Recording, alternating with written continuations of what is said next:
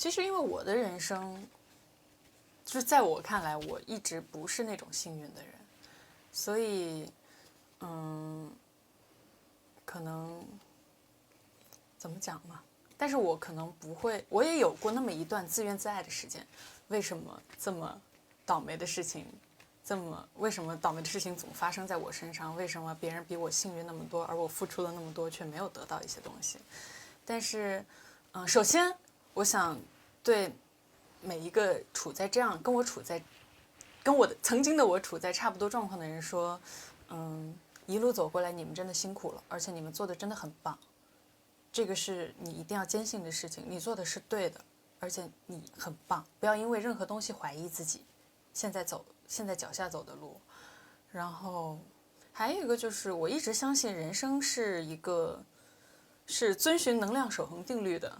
对，可能你现在不幸运，过去不幸运，但是总有一天，就是老天爷会在某个地方给你一颗糖，让你的人生，让你的幸运值守恒。对，我一直相信是这样的。所以真的是要相信你刚才说的，人就是有一个能量守恒定律。对，就可能在某一刻，对，然后突然之间，就是你所经历的这些都是值得的，对，或者你的付出，对，都有回报的。然后你刚才还说到了幸运这个事情，我记得之前看你一个采访，然后应该是很久之前的，你说努力和幸运这个就是它俩是分开的。对，是的。你现在还这么认为吗？我现在依旧这么认为，因为它确实是在我这里是分开的。因为在我看来，努不努力和幸运是两回事。就对于我来讲，结果和过程也是两回事。就是我不会因为结果是否改变来改变我的努力程度。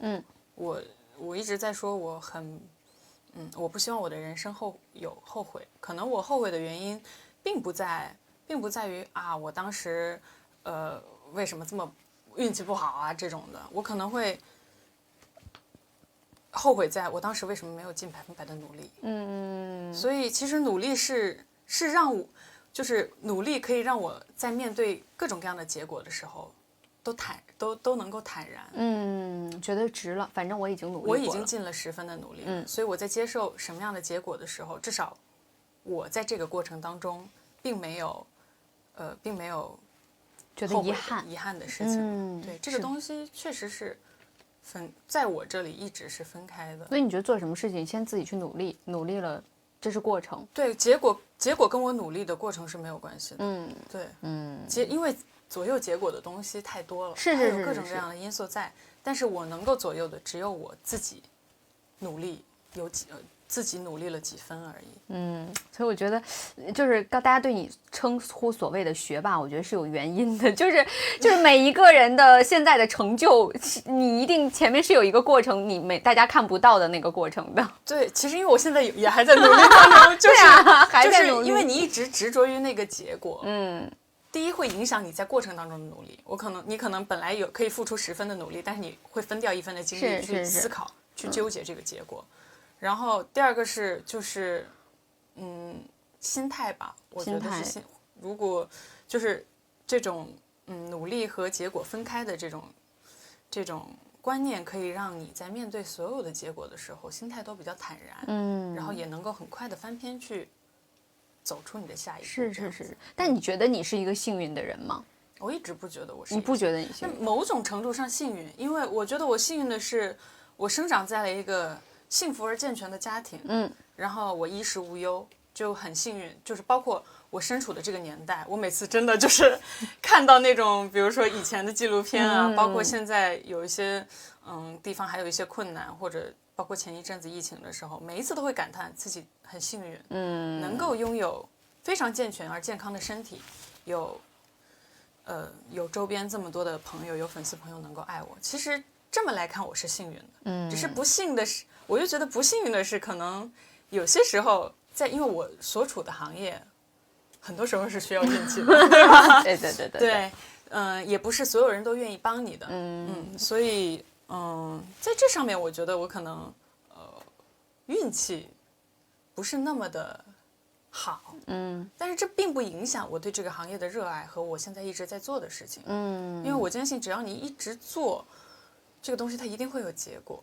对，它跟我的努力程度是，它跟我努力与否是分开的。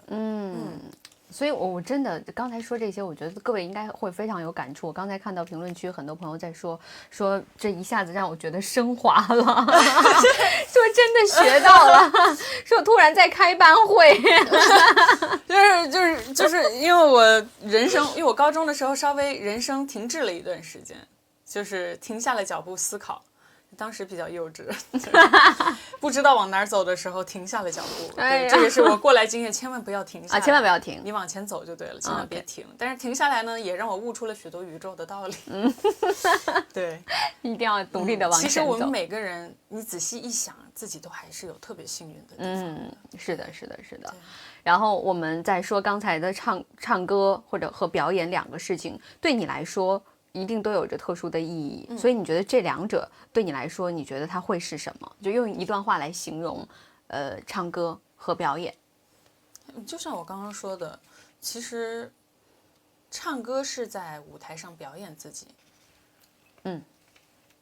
就是唱歌是在舞台上塑造表达自己，唱歌是在舞台上表达自己，但是演戏是在镜头前表达角色。